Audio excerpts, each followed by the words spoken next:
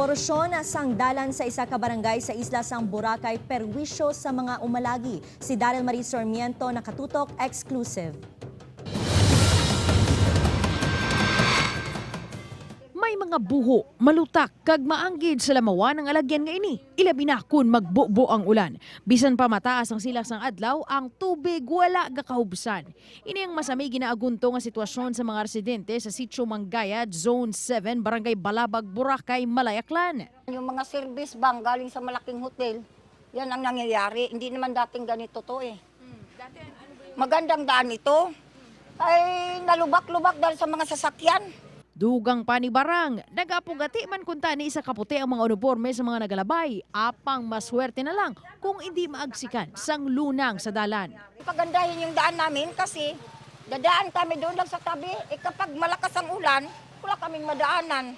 Sunupa sa pila ka mga nakaistar, delikado ang lugar tungod magluwas sa huol. Malapit man ini sa disgrasya. Nung isang araw dyan, yung matanda nadulas dyan. Binuhat ko.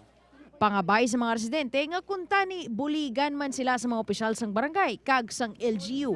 Agud sila mismo nga mga tumandok sang barangay, hindi na mag-agunto, tagsa maglabay.